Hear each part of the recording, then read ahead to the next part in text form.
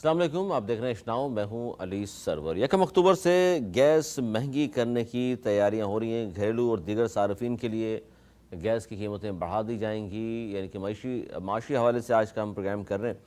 और 1 अक्टूबर से, जिस तरह मैंने बताया आपको, घरेलू और दीगर सार्फिन सबके लिए गैस महंगी हो जाएगी। रुपये के मुकाबले में डॉलर की कदर में कमी का सिलसिला जारी है। मुसलसल 8वें रोज़ भी स्टॉक एक्सचेंज की अगर हम बात करें तो कारोबार में तेज़ी रही है। 35 करोड़ शेयर के सौदे तय हुए हैं। इस स्टॉक एक्सचेंज में जो कारोबारी मस्बत दिन है वो 334 पॉइंट्स का इजाफा हुआ है और इंटरबैंक और ओपन मार्केट में डॉलर भी मज़ीद सस्ता होकर 278 रुपये 50 पैसे पर आ चुका है। और ये सारी सूरत हाल इस बात की गमाज़ी करती है कि जनाब, मस्बत रुझान अगर इस तरह कायम रहा तो आने वाले इलेक्शन तक मज़ीद बेहतरी आ जाएगी। और जहां हम बात करते हैं बिजली कीमतों की, पेट्रोलियम मसनूआत की, और डॉलर की वजह से महंगाई जो आती है वो कदरे कम होगी।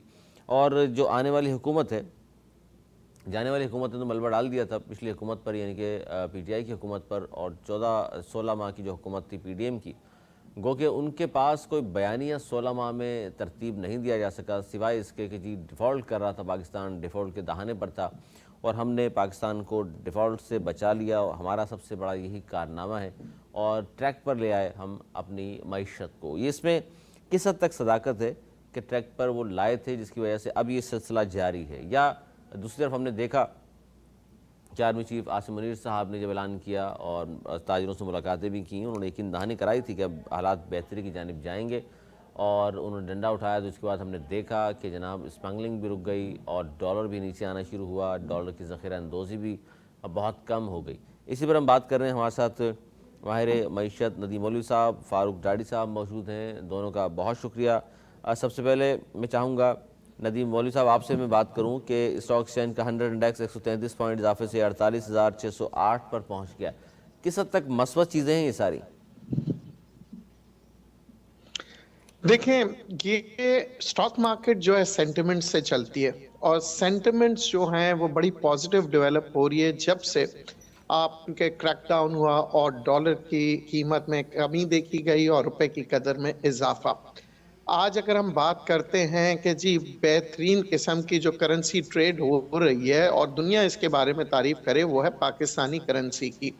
आप देखें जिस खूबसूरती के साथ ये इसको नीचे लाया जा रहा है, ये इंडिकेट कर रहा है कि आगे आने वाले दिनों में इसका इम्पैक्ट जो है आपकी तमाम इंडस्ट्री पे पड़ेगा। क्योंकि पाकिस्तान में जो स्टॉक मार्केट में इंडस्ट्री आप देख रहे हैं, ज्यादातर इनका जो रॉ मटेरियल होता है वो बाहर मुल्क से इंपोर्ट होता है। और जाहिर है जब डॉलर की कदर में कमी होगी तो आपका जो इंपोर्ट जो रॉ मटेरियल कर रहे होंगे उसकी कीमत में भी कमी आएगी, जिसकी वजह से आपको इंडस्ट्री को जो लॉसेस आ रहे थे तो वो लॉसेस कम होते हुए नजर आ रहे हैं, जिसकी वजह से जो है इन्वेस्टर्स जो हैं वो स्टॉक मार्केट के जो अच्छे डिविडेंड देने वाले शेयर्स हैं, जो अच्छी कंपनियां हैं, उनकी तरफ जा रहे हैं, क्योंकि उनको पता है इसका इम्पैक्ट उनकी बैलेंस शीट पे आएगा जब डॉलर की कीमत में कमी और रुपए की कदर में इजाफा होगा। दुरुस्त है फ़ारूक डाडी साहब। जी जनाब। सर, ये मस्बत ख़बरें आ रही हैं मईशत के हवाले से, जिस तरह नदीम मौलवी साहब ने बात की कि ये अच्छा साइन है और डॉलर भी मज़ीद नीचे आ रहा है और हम देख रहे हैं कि करेंसी हमारी मजबूत होती जा रही है। इन तमाम चीज़ों को तो आप भी अप्रिशिएट करते हैं कि अच्छी पॉलिसी इस वक्त है जिसकी वजह से मस्बत चीज़ें सामने आ रही हैं। मुझे ये बताएं कि आप अगर फॉरेन एक्सचेंज अगर कमाते हैं, आपके पास पैसा आता है तो वो एक्सपोर्ट की वजह से आता है। क्या मुझे बताएंगे कि एक्सपोर्ट कितनी बढ़ी है? हमारा जीडीपी क्या चल रहा है? 0.3 जीडीपी के साथ हम चल रहे हैं, ठीक है ना, जो कि एक तरह से माइनस की तरफ है। अब ये जो डॉलर की बात है, ये एक पैनिक मार्केट में हुआ है। लोगों ने जो पैसा डॉलर में इन्वेस्ट किया हुआ था वो सारा मार्केट में लेके आए। दूसरी बड़ी वजह यह है कि ये जो ईरान से पेट्रोल स्मगल होके आता था, तो इसकी वजह से 50 लाख डॉलर रोजाना की बुनियाद पे अफगानिस्तान जाता था और वहां से ईरान जाता था। ये वो डॉलर थे जिसकी पेमेंट ऑयल की जो स्मगलिंग जो आती थी यहाँ से ईरान से पाकिस्तान में 25 रुपए लीटर इस वक्त, पहले 8 रुपए पर 9 रुपए था, फिर 18 रुपए हुआ और आज 25 रुपए में मिलता है। 3 million of litre petrol oil वगैरह जो भी यहाँ स्मगल होके आता है, तो ये $50 लाख डेली की बुनियाद पे ये जाते हैं वाया अफगानिस्तान टू ईरान, ये पेमेंट होती है उसकी, ठीक है ना। अब बात रही है कि ये देखें इन लोगों ने अभी वक्ती तौर पे थोड़ी बहुत सख्ती की है, अगर ये नहीं करते ये चीजें तो जाहिर बात है कि हमारे साथ साथ मुल्क तो तबाह होता, लेकिन साथ साथ वो भी नहीं रहते। तो ये चाहे तो इनको सब पता है कि डॉलर कहाँ पड़े हुए हैं, इनको सब पता है किसके पास कितना पैसा है, इनको सब पता है किन बॉर्डरों से डॉलर जा रहे हैं, किन बॉर्डरों से स्मगलिंग हो रही है। अब आप ये देखें कि जब स्मगलिंग होती है तो उससे हमारी मिसाल के तौर पर स्विस चेक पोस्ट जो चाइना और चाइना बॉर्डर से जो माल आता है वहां से 150-200 ट्रक रोजाना की बुनियाद पे आते हैं सामान के साथ, तकरीबन उनमें से 10-12 के ऊपर ड्यूटी लगती, बाकी सारा ऐसे ही निकलता है। तो इससे हमारी जो लोकल इंडस्ट्री है वो तबाही की तरफ जाती है और उनको बहुत नुकसान होता है। तो हमें हमारी इंडस्ट्रीज को तहफ़्फ़ुज़ देने के लिए ये स्मगलिंग को रोकना पड़ेगा। अगर हुकूमत चाहे या वो लोग जो इसमें मुलव्विस हैं अगर वो चाहे तो इसको रोक सकते हैं, लेकिन ये रोकते नहीं है। नहीं तो डाली साहब रोका है, स्मगलिंग रोकी है डॉलर्स की, तभी तो नीचे आना शुरू हुआ है, वरना जिस तरह तो अफगानिस्तान जा रहा था वक्ती तौर पे अगर और ये आपकी मैशत अभी संभली नहीं है और आपकी मैशत में कोई इस्तेहकाम भी नहीं है, आपकी एक्सपोर्ट नहीं बढ़ रही है, ठीक है ना। अच्छा, ये जो सवाल है ना, ये बड़ा अहम सवाल आपने उठाया है। और नदीम मौलवी साहब ये जो बात कर रहे हैं फारूक डाडी साहब, ये तो बात बिल्कुल दुरुस्त है कि एक्सपोर्ट क्यों नहीं बढ़ रही पाकिस्तान की, क्यों एक्सपोर्ट बढ़ेगी तभी हम देखेंगे कि ज्यादा फायदा होना शुरू होगा। जब तक एक्सपोर्ट नहीं बढ़ेगी आप डॉलर कमा ही नहीं सकते। ये सारी फर्जूदा और ये सब कॉस्मेटिक चेंजेस हैं, ये वक्ती तौर पे है। अच्छा ये वक्ती है, चले इसमें जी नदीम मौलवी साहब देखें, इकोनॉमिक साइकिल जब घूमता है वो एक दिन में नहीं है, वो कोई स्टॉक मार्केट नहीं है, ना ही सट्टे बाजार है कि एक दिन में आपका एक्सपोर्ट बढ़ जाएगा। दुरुस्त है। इकोनॉमिक साइकिल को मूवमेंट के लिए, एक्सपोर्ट्स को मूवमेंट के लिए टाइम चाहिए होता है और फिर उसकी एनवायरनमेंट अभी बन रही है। आज जो क्रैकडाउन हो रहा है उसका इम्पैक्ट देखिए ना, अभी डॉलर पे आ गया है, डॉलर से Aahista Aahista cost of production पे आएगा। जब कॉस्ट ऑफ प्रोडक्शन रिड्यूस होगी तो आपकी इन्फ्लेशन कम होगी। इन्फ्लेशन कम का मतलब है महंगाई कम होगी पाकिस्तान के अंदर इंटरनली।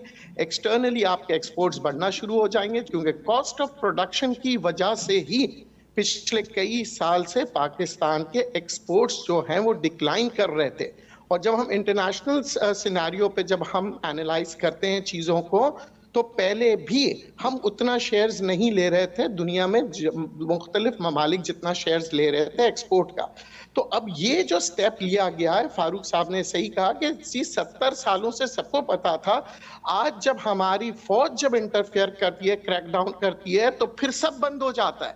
फिर आज से पहले जब सियासतदान की हम बात करते हैं तो सियासतदानों ने ये स्टेप क्यों नहीं लिया कि अफगानिस्तान की स्मगलिंग को रोका? सर वो तो आपने सुना होगा ना, वो तो शबर जैदी साहब ने नहीं मालूम भी था। सियासतदानों के बस में है ही नहीं कि अफगानिस्तान की, ईरान की या कहीं और से समंदर के, मगर मुल्क तो सियासतदान चला रहे थे फारूक साहब, मुल्क को सियासतदान चला रहे थे। आज जब फौज ने काम किया, फौज ने ये किया कि जी उन्होंने क्रैकडाउन किया। क्योंकि फौज जो है मुल्क के दुश्मनों का टारगेट करता है, चाहे वो अंदरूनी हो या बैरूनी हो।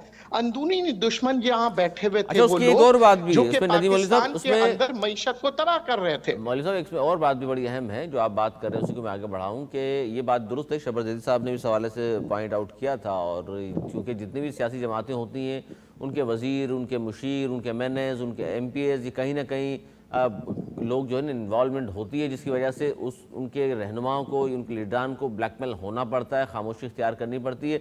लेकिन जाहिर है जब इदारा सामने आ जाए तो फिर तो जाहिर है कुछ भी नहीं हो सकता ना, इदारे के लोग तो इन चक्करों में है भी नहीं, इन्वॉल्व भी नहीं है। तो वो जब खुलकर सामने आते हैं तो फिर देख लीजिए डॉलर कहाँ से चला था और 278 तक पहुँच गया। फारूक डाडी साहब ये तो तस्लीम करें ना कि ये सियासतदानों की नाअहली, कमज़ोरी की वजह से ही आज ये देखना पड़ा हमें।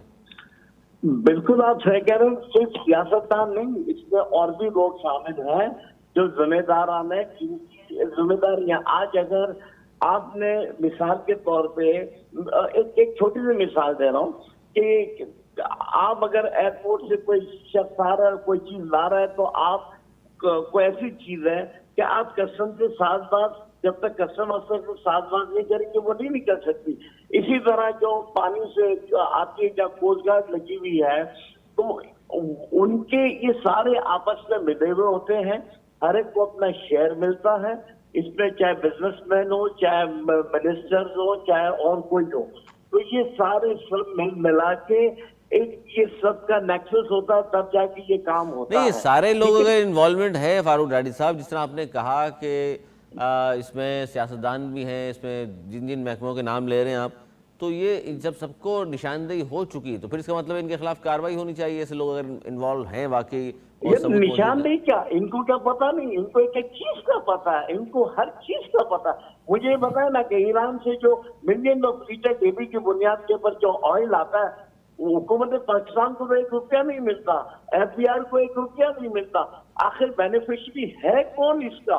तो उसको सामने लेके आए ना कि आखिर ये क्यों, कि कौन लोग ये कर रहे हैं। और आज से नहीं हो रहा है, तो पिछले कई दहाइयों से हो रहा है ये काम। तो और इनको आज होश है कि नहीं, ये रोकना चाहिए या ये कुछ होना चाहिए। चलें, अब ये बताइए कि जिस तरह नदीम मौलवी साहब ने कहा कि मस्बत चीज़ें हैं, अब आपको लगता है निगरान हुकूमत के पास ज़ाहिर इतने ज़्यादा इख्तियारात तो नहीं है, लेकिन अगर जनवरी के आखिर में इलेक्शन होते भी हैं, उससे पहले के ये इकदाम अगले 2-3 माह इसी तरह जारी रहते हैं, तो आपको लगता है डॉलर भी आ जाएगा 250 से नीचे? देखिए, डॉलर वक्ती तौर पर आएगा, लेकिन फिर ऊपर चला जाएगा, क्योंकि इनकी कोई लॉन्ग टर्म पॉलिसी नहीं है, इनके पास कोई इकोनॉमिक प्लान नहीं है, इनके पास कोई स्ट्रेटेजी नहीं है। मैं कह रहा हूं ना कि अगर अब आप देखें ना कि अभी बेस्ट टाइम है एक्सपोर्ट को बढ़ाने का। क्यों? कि डीवैल्यूएशन की वजह से यहाँ पे कॉस्ट, अगर आप बांग्लादेश या इंडिया से कंपेयर करें तो यहाँ पे कॉस्ट बहुत कम है, ठीक है ना, लेकिन हम उन मार्केटों को उनको एक्सप्लोर नहीं कर पा रहे कि हम इसको कैश करें। आज हम आईटी के अंदर 75 मिलियन से आप $2.5 अरब तक पहुंच गए थे एक्सपोर्ट पे। बिल गेट चल के पाकिस्तान आया था, ठीक है ना, जब खान साहब ने की दावत पे बिल गेट पाकिस्तान आ गया था। और बिल गेट के आने का मकसद क्या था? अगर करोड़ों नौकरियां यहाँ पे जनरेट होती, लोगों को, लाखों लोगों को और हमारे स्टूडेंट को इनके लिए मौके पैदा होते हैं। और लेकिन वो तो कर नहीं सके ना डाडी साहब, खान साहब को तो मौका मिला 4.25 साल का, नहीं कर सके, उनको नहीं चलने दिया ना। तो क्या किया जाए, क्या कर सकते हैं? अगर जब खान साहब की हुकूमत 6% GDP ग्रोथ के साथ आगे बढ़ रही थी। अच्छा, ये अल्फाज से गोरख धंधा है या वाकई ऐसा था नदीम मौलवी साहब? ये बार बार जो क्लेम हम करते हैं कि जी 6.1 GDP था और अब 0.3 या 4 पर चल रहा है, GDP वाकई इतनी तरक्की कर रहे थे हम लोग? देखें, अगर तरक्की कर रहे होते तो फिर 110 रुपए का डॉलर खान साहब के टाइम पे 180 तक नहीं जाता। दूसरे जनाब, बिल गेट की बात की, बिल गेट का दौरा जो था वो बिजनेस का दौरा नहीं था, वो जो है वो एक मुहिम चला रहे हैं चैरिटी का, और मुख्तलिफ ममालिक में पोलियो का कैंपेन, उसके तहत वो आए थे। वो ये नहीं आए थे कि आपकी कोई आईटी के साथ कोई बिजनेस का एग्रीमेंट करने, MOU साइन करने, जिसको रंग दिया जाता है कि जनाब बिल गेट आ गए थे। ठीक है जी। अच्छा, दूसरी जानिब हम बात करेंगे कि जनाब पहले जो है वो दूध की नहरें बह रही थी, शहद की नहरें बह रही थी, और अभी जो है वो नहीं हो रहा, ऐसा सिलसिला नहीं था। हमारे यहाँ पे जो पॉलिसीज हैं वो सारी IMF की कंटिन्यू की जा रही थी, चाहे वो इमरान खान साहब का दौर हो या शहबाज शरीफ का दौर हो या मौजूदा दौर और हो। उसको जो है जी, मौजूदा नहीं, मौजूदा दौर में अब आप देखिए, मौजूदा दौर में जो इकोनॉमिक टीम है वो कोई पॉलिटिकल इकोनॉमिक टीम नहीं है। उन्होंने बाकायदा कहा कि ठीक है, हम IMF के शराइत पूरे करेंगे, but not at the cost of dictation. उन्होंने आज जो है, आप अगर हम बात कर रहे हैं कि जी टैक्सेस की, हमने जो टारगेट था उससे कई ज्यादा अचीव कर लिया। तो हमने पहली जगह देखा गया है कि काफी सालों से हम जो है सिर्फ डिक्टेशन ले रहे हैं, और उनकी पॉलिसीज के तहत जब हमने काम किया हमारी इकोनॉमी डूबने लगी। आज जबकि ये वो इस वक्त जो हुकूमत काम कर रही है वो अपनी पॉलिसीज के ऊपर कार्य कर रही है, उसकी इकोनॉमिक पॉलिसीज आप देखें ना, इकोनॉमिक पॉलिसीज क्या है इनकी? आपकी इकोनॉमी को बेहतर करने के लिए आपका स्टेट बैंक के ऊपर जो है ना काम करना चाहिए। स्टेट बैंक भी उसके ऊपर काम कर रही है। ये डॉलर का उतार चढ़ाव, real valuation of the money, अब आपका डॉलर की रियल वैल्यूएशन अगर आप करेंगे 180 रुपए है, तो सर हम स्टेट लेके बैंक गए का 350 रुपए। देखिए, अगर फारूक साहब मेरी कहते हैं 350 पे अगर हम लेके गए तो क्या 350 पे क्या हमारी एक्सपोर्ट बढ़ गई थी? नहीं बढ़ रही थी। उसकी वजह यह है कि हम इस चीज को अक्सर लोग कहते हैं जी रुपए की कदर को जो है ना आपने वो 350 कर दें तो एक्सपोर्ट बढ़ेगा, नहीं बढ़ता। क्यों? क्योंकि हमारी जो एक्सपोर्ट है वो कॉस्ट ऑफ प्रोडक्शन जो है हमारी बढ़ जाती है, क्योंकि सारी हमारी इंडस्ट्रीज का रॉ मटेरियल बाहर से आता है। बाहर से तो एक्सपोर्ट, ये बात यही तो होता है, दुरुस्त है इकोनॉमिक फारूक डाडी साहब। प्लान्स होते हैं। देखिए, मैं आपको बताऊं कि आप मुझे ये बताएं कि 22% इंटरेस्ट रेट के साथ और आप बैंक के पास जब जाएंगे तो आपको 24-25% पे मिलेगा। तो इसमें हाई रेट के ऊपर कौन सी मंशूर तरक्की करेगी? ये तो IMF के बिठाए हुए दोनों गवर्नर और डिप्टी गवर्नर, सबसे पहले तो इनको फारिग करो। आपकी अगर आपने तरक्की करनी और आपकी मईशत को मुस्तहकम करना है तो आपको ये जो इंटरेस्ट रेट है इसको सिंगल डिजिट में लेके आना होगा। और आप देखें इन्होंने क्या दलाइल दिए थे कि हमने इंटरेस्ट रेट इसलिए बढ़ाया कि हम इन्फ्लेशन को कंट्रोल करेंगे। इन्फ्लेशन तो कंट्रोल नहीं हुई, इन्फ्लेशन तो और कई गुना बढ़ गई है। तो मुझे ये बताएं कि दुनिया में कौन सी मईशत तरक्की कर सकती है 24 और 25% के इंटरेस्ट रेट के साथ? ना कोई इंडस्ट्री चल सकती है। इंडस्ट्री में जो रिटर्न है प्रॉफिट का वो 7% ओनली, 7%। तो आप मुझे बताएं कि 24 जब एक्सपोर्टर्स को या इंडस्ट्री को या कारोबार करने वाले को कोई 5%, 24% में सब्सिडी देगा, वो कैसे धंधा करेगा? कभी कोई इकोनॉमी चली नहीं सकती, स्टैब्लिश नहीं हो सकती। 16 साल में बेड़ा गर्क कर दिया ना हमारी सारी इकोनॉमी का, जब 6% ग्रोथ के साथ चल रही थी। अच्छा, सारा मलबा आप डाल रहे हैं 16 माह पर, ये नदीम मौलवी साहब क्या ये भी दुरुस्त होगा? क्योंकि 16 माह वाले मलबा डाल रहे थे 4.25 साल पर। ये जो भी आए हैं ये उन्हीं की बी टीम है, ठीक है ना? तो ये जो चीजें हैं, अच्छा, निगरान सेटअप को भी आप कह रहे हैं कि ये भी 16 माह वालों की बी टीम है? ये PDM है ना, पाकिस्तान डिस्ट्रॉइंग मूवमेंट, ये उसकी PDM है। वो PDM में पहले दिन से कहता हूँ कि PDM ये पाकिस्तान डिस्ट्रॉइंग तो मूवमेंट आप ये कह रहे हैं कि ये सारी पॉलिसीज भी पीडीएम वाली चल रही हैं? ऑफ कोर्स वही पॉलिसी चल रही है, वही सारे लोग चेहरे बदल गए हैं। बाकी तो इन्होंने पीपल्स पार्टी से, मुस्लिम लीग नून से, JUI से, उधर से सारे लोग लिए हुए हैं। ये कौन है सारे?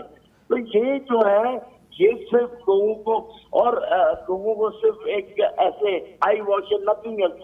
मुझे पता है ना कि कौन सा ऐसा बिजनेस मेथड है या इकोनॉमी का कोई डेफिनेशन है जिसके तहत आप इस वक्त जो है सर, कर सकते हो। इस वक्त जो है नदीम मौलवी साहब, इस वक्त स्टॉक एक्सचेंज के जितने भी लोग हैं वो भी और दीगर कारोबारी हजरात हैं वो भी सनतगार हों, बिजनेसमैन हों, क्या इस वक्त वो सुकून का सांस ले रहे हैं? उनको ये इत्मीनान है कि हम बेहतर समत में जा रहे हैं और अब डूबने का ख़तरा नहीं है, हमारे बिजनेस को भी और कुछ ना कुछ फ़ायदा होगा, उन्हें फ़ायदा होगा तो यकीनन फिर आवाम को भी किसी न किसी हद तक फ़ायदा होगा?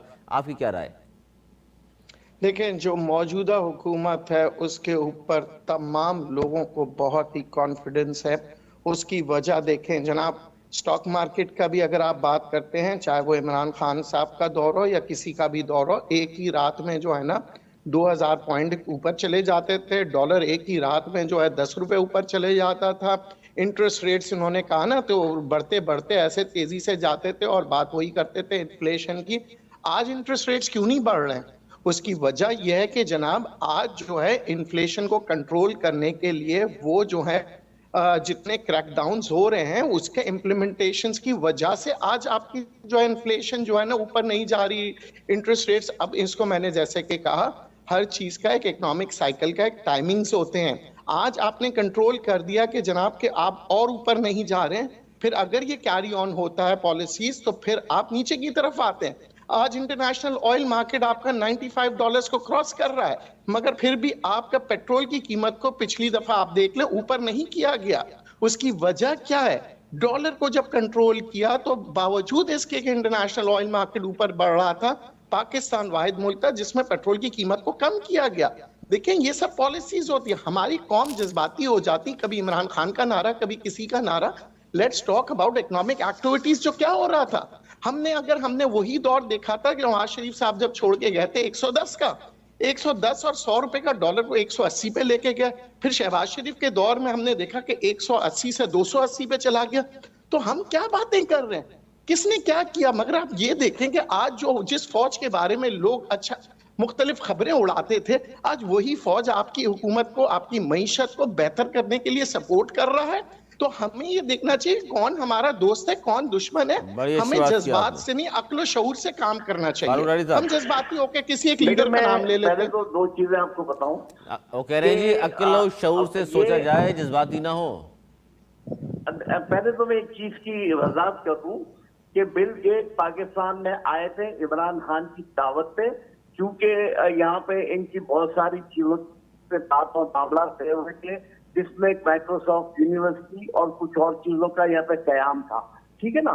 और इस पोर्टफोलियो के लिए वो यहाँ नहीं आए, वो तो आए थे तो चलो पोर्टफोलियो को चूंकि वो सपोर्ट करते हैं तो वो एक अपनी जगह, मैं खुद पोर्टफोलियो की इंटरनेशनल टीम का मेंबर हूँ, ठीक है ना।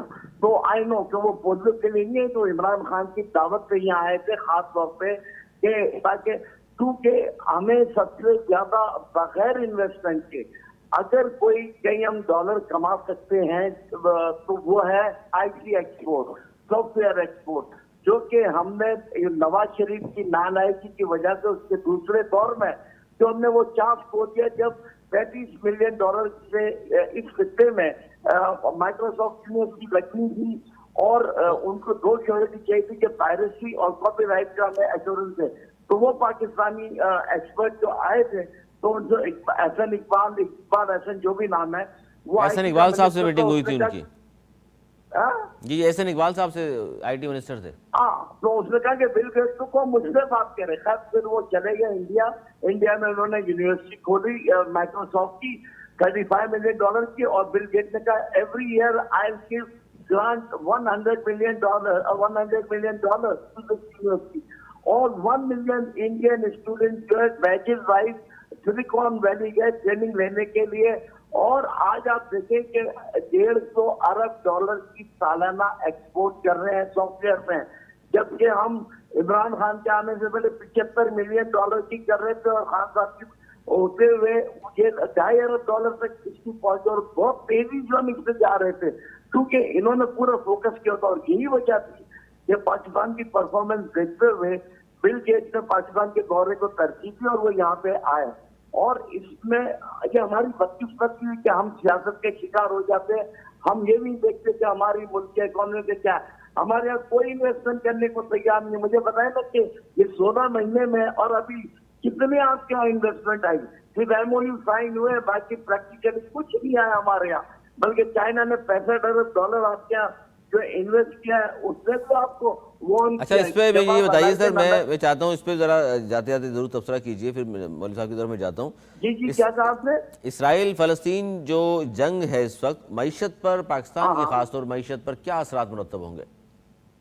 देखिए, इसराइल फलस्तीन वाला जो सिलसिला है इसका पीछे रशिया है, क्योंकि रशिया ने अमेरिका और इन लोगों से और इजराइल से बदला लेना, जो इन्होंने यूक्रेन को सारा असला और जो सपोर्ट किया है, तो उस वजह से ये यहाँ ओपनिंग जो हुई, पीछे रशिया पूरा इनको सपोर्ट कर रहा है। और ईरान, आपको पता है कि ईरान और रशिया एक पेज पे है, और इस वक्त सऊदी अरबिया जो कि इजराइल को रिकग्नाइज करने के लिए था, तो वो भी पीछे हट गया। और हमारे यहाँ ये मौलाना फजलुर रहमान वार्निंग किसको दे रहे हैं कि हमारे फलस्तीनियों को क्या आप तामुल का मुजाहरा करें?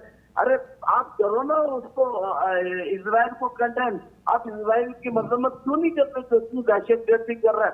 उसके बजाय आप फलस्तीनियों को कहते हो कि आप सब्र करो और तामुल करो और पता करो। शर्म आनी चाहिए इस मौलवी को, इनको शर्म। ये सारे इजरायली एजेंट यहाँ बैठे हुए हैं, सब ये लोग बैठे अच्छा, हुए हैं। इजरायली एजेंट आपने इनको कहा, वो तो बल्कि यहूदी एजेंट नहीं, खान साहब कहते हैं। नदीम मौलवी साहब, इसराइल फलस्तीन जंग मईशत पे क्या असरात मुरतब होंगे, खासतौर पर हम जो बात कर रहे हैं अपने मुल्क की, पाकिस्तान की? देखें, इसी वजह से इंटरनेशनल ऑयल मार्केट काफ़ी तेज़ी में ऊपर चले गई। और दूसरी जानिब जब आप देखते हैं कि जब इंटरनेशनल ऑयल मार्केट जो है वो ऊपर जाती है, तो दुनिया भर की मईशतों के ऊपर उसका इम्पैक्ट आता है।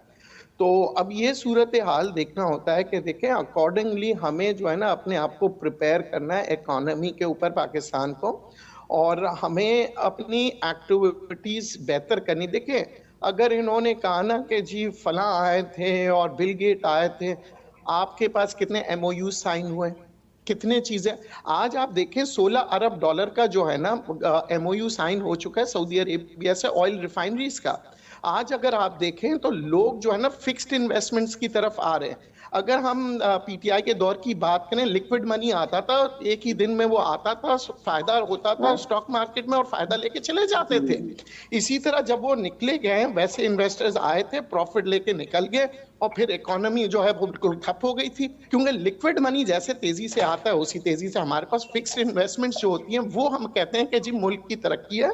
जब आपके पास इंडस्ट्रीज लग रहे हो, रिफाइनरीज लग रहे हो, आपके पास फैक्ट्रीज लग रहे हो जिसमें एम्प्लॉयमेंट जनरेट हो रहा हो, हम उसकी तरफ आते हैं कि आप रोड डेवलप कर रहे हैं, आप जो है पाकिस्तान में जो है मुख्तलिफ चीजें फिक्स्ड एसेट्स की तरफ आ रहे हैं। देखें जो लिक्विड आता था ना जी 20% पे आप पैसे दे दें कोई भी आ जाएगा जी, ओवरसीज पाकिस्तानी जाहिर है अगर बाहर ममालिक में 1%, 2%, 3% था और यहाँ पे 18-19% था तो वो लिक्विड मनी आता है चला जाता है, वो इकोनॉमी को डिस्टर्ब करता है।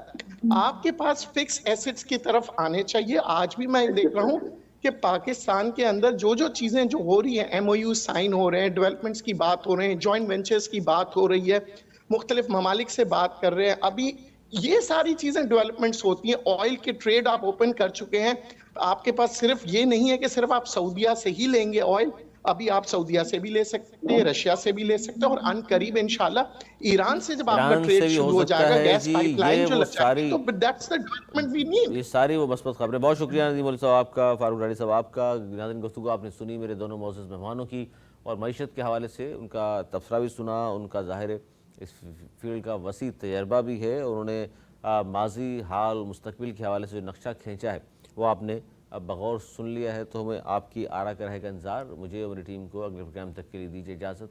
मौलाना के पान।